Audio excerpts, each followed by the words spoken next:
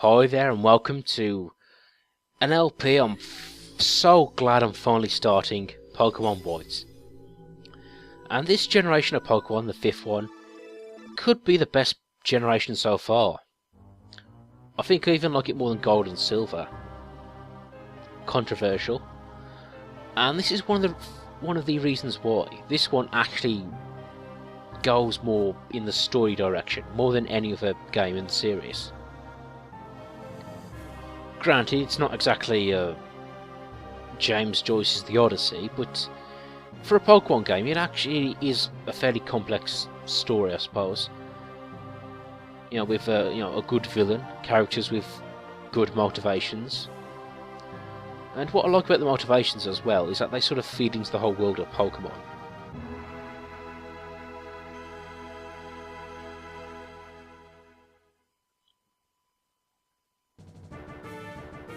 And of course, this game also has 3D graphics. Honestly, it looks like it's just coming out at you with a screen, isn't it? Well, say 3D. It is sadly mostly in 2D, with a few dashes of 3D here and there. And unfortunately, I can't save during this adventure because I'm too lazy.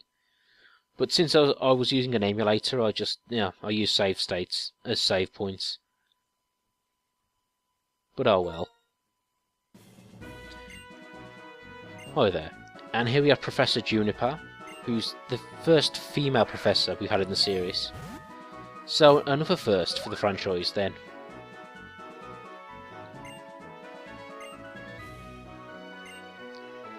The same intro. I'm thinking how many times have I played Pokemon with this theme playing?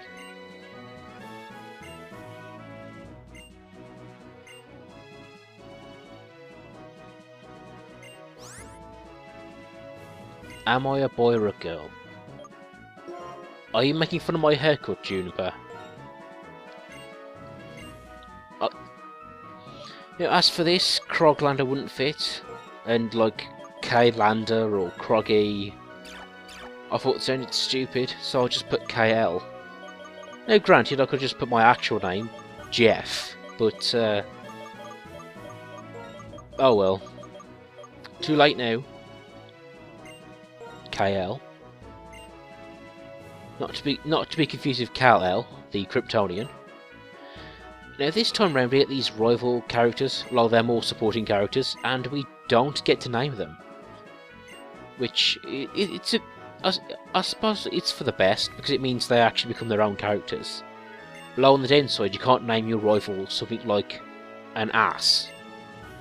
And it'll be like, an ass wants to battle. An ass's house. But, but with those jokes aside, they do come across as proper characters. And I guess that's the better trade-off, you know. And that's another aspect we'll see in this version, is that this game has seasons, which change every 2 weeks.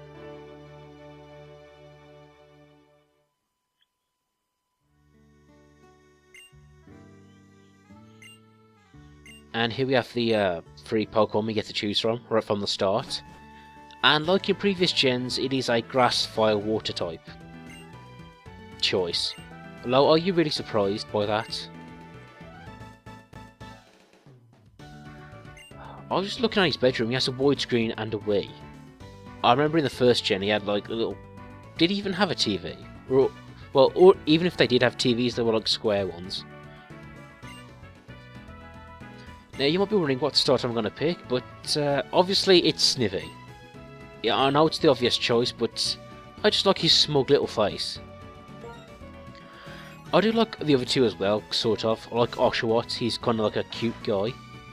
Now, as for Tepig, I do think he's a good Pokemon, but he's firefighting. And at this point the series had used that as a starter for 3 times in a row. So honestly, I've never used Tepig. I mean, he's got a good design, I'm sure he's a good Pokemon to use. Well, of course he is, he's a firefighting type. That is just a good combo. But nevertheless, they had used firefighting already, so I'll just pick the grass type this time.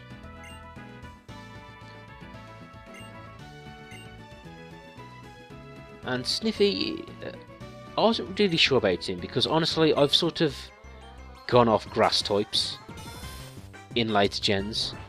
Because I remember in Gen 1, rock, ground and water Pokemon were fairly frequent, so grass types were really useful. But as the gens have developed, other types like bug, ice, flying, they've developed more, there are more of them, there are more moves. So really, the grass types' weaknesses, the Pokemon they're weak to, have really grown. And grass types actually have like 5 weaknesses. And like I was saying before, that put me off using them, really. But saying that, I was really wrong. Sniffy is just an awesome Pokemon to use. And granted, those 5 weaknesses can come up fairly often, but yeah, whatever. If you've got a good Pokemon, you've got a good Pokemon. All I will say, if I don't pick a grass starter at the beginning, I find the other grass Pokemon you can get in the game are fairly weak. And of course, we're introduced to the battle system with these fairly simple fights here. Now, to talk about these characters here, you have Cheron, who's kind of a know-it-all.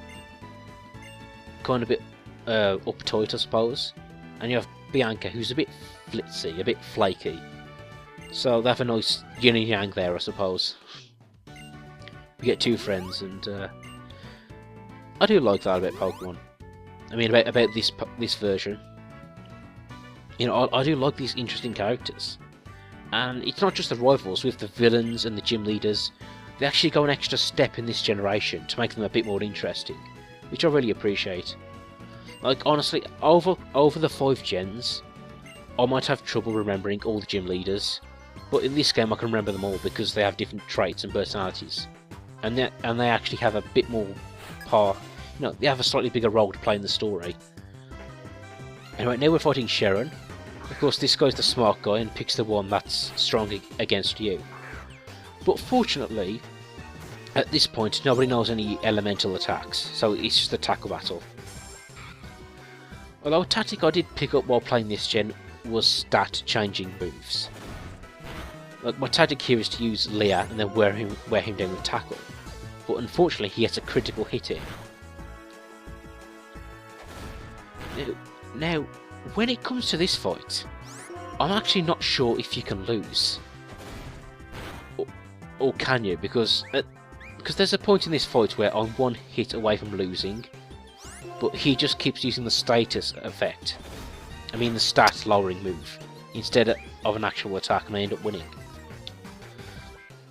Now, speaking of Tepig, if you've typed up like the Chinese calendar, that pig design is actually very similar to the pig design you see in Chinese artwork. And the creator said that himself. Of course, this is the Japanese series, but Tepig looks like Japanese paintings. I mean, he looks like Chinese paintings. Oh, silly me. But anyway, we have 2 victories already under my belt. I think I've taught these 2 a thing about Pokemon battling, and that is to rely on sheer luck. But hey, that's Pokemon.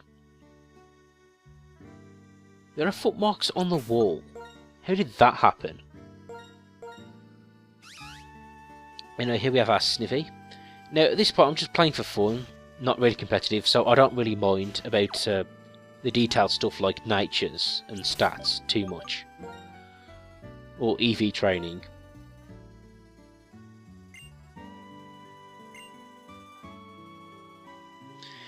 Now, about this emulator, if you're wondering where I got it, well, I think it would get my channel in trouble if I said so. And honestly, it doesn't matter because the site where I got it from is now closed down. So even if I told you where I got it from, it wouldn't matter because you couldn't go there and get it. But honestly, if you really want to get a hold of an emulator / ROM of this game, you just type something into Yahoo Answers or something, or Google it. Go somewhere else. Please don't get me in trouble. But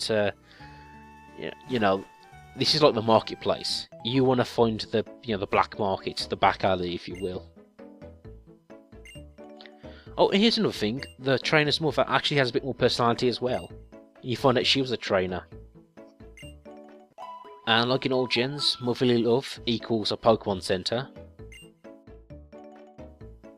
And here we have the Cross Transceiver, which I guess you can compare to the phone you got in Gold and Silver. Except this only happens when the story lets you use it. And I think I'll leave it there for now. Join us again.